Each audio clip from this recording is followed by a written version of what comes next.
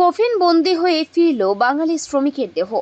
পুজোর সময় মেয়ের জন্য গিফট আনবেন, সেই সঙ্গে বার্থডে সেলিব্রেশন করবেন কথা দিয়েছিলেন, কিন্তু তা আর করা হলো না। দাড়িকেশ পট্টনায়কের কুয়েতের ভয়ঙ্কর দুর্ঘটনায় মৃত ৪৯ জন ভারতীয় শ্রমিকদের দলে পড়ে গেলেন পশ্চিম মেদিনীপুর দাড়িকেশ। এদিন তার পার্থিব শরীর বাড়িতে এলো কফিনবন্দি হয়ে। পরিবারকে এরকম একটা সময় আমি আর কি বলতে পারি। আমি এসেছি, আমাকে দিদি এখানে পাঠিয়েছেন, আমি দিদির রিপ্রেজেন্টেটিভ হয়ে এসেছি পরিবারের পাশে দাঁড়াতে। এবং এটুকুই বলবো যে আমাদের যেভাবে আপনারা সকলেই জানেন যে কুয়েট সহ মিডল ইস্টে আমাদের প্রচুর মাইগ্রেন্ট ওয়ার্কার্স এবং এক্সিকিউটিভরা গিয়ে কাজ করেন। আর এই যে ইনসিডেন্টটা হলো, আউট অফ 49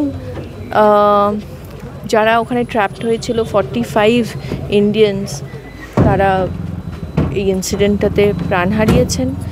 এবং 21% অফ ইন্ডিয়ান এক্সপ্যাটস, যেমন আমাদের মাইগ্রেন্ট ওয়ার্কার্স অ্যান্ড এক্সিকিউটিভ সহ 21% অফ কুয়েটস পপুলেশন ইজ আমাদের ইন্ডিয়ান এক্সপ্যাটস।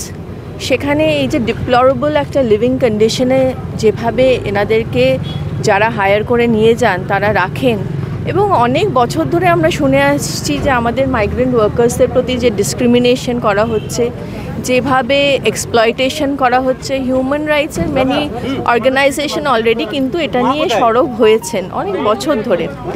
তবে গতকাল যেটা আপনারা দেখেছেন যে বিল্ডিংটাতে অ্যাডিকুয়েট ফায়ার সেফটি মেজার্স কিছুই নেওয়া হয়নি।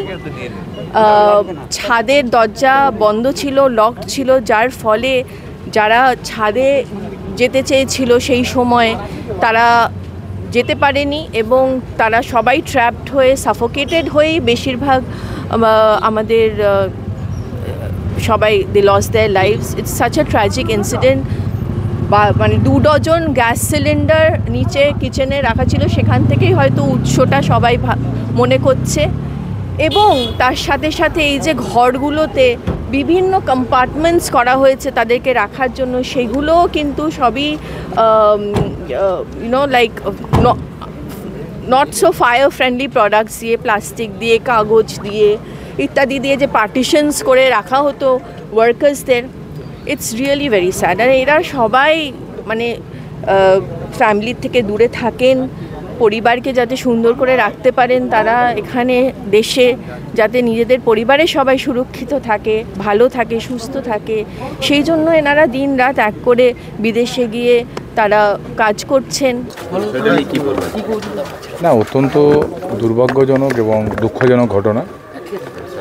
আমাদের খণ্ডুই অঞ্চলের সভাপতি আমাদের কমলাকান্ত পট্টনায়ক মহাশয়, ওনার এটা বড় জামাই। আমাদের তুর্কা যে দাঁতন টুয়ে যে তুর্কা অঞ্চল আছে ওখানকার আমাদের অঞ্চল সভাপতি কমলাকান্ত পট্টনায়ক, ওনার নিজের এটা বড় জামাই।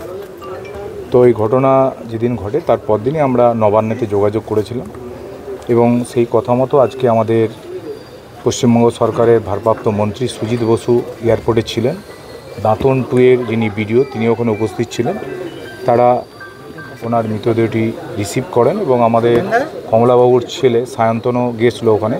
সায়ন্তন এবং সিআই কোঅপারেটিভ দাঁতন টু, ওনারা দুজন সঙ্গে নিয়ে ছিলেন এখানে।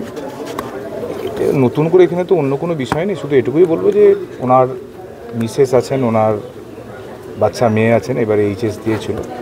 আমরা সবসময় পরিবারের পাশে থাকি। বলার তো কিছু নেই, সব শেষ হয়ে গেছে।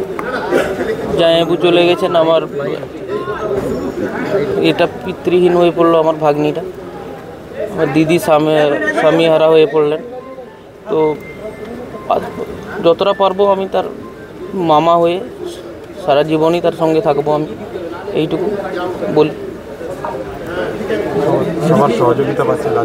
সবাই রাজ্য সরকার পুরো প্রথম থেকে আমাদের লাস্ট পর্যন্ত হেল্প করছেন। শেষকৃত্য ওনার দেশের বাড়িতে, দাঁতন 2 ব্লক, তুর্কা 3 নম্বর অঞ্চল।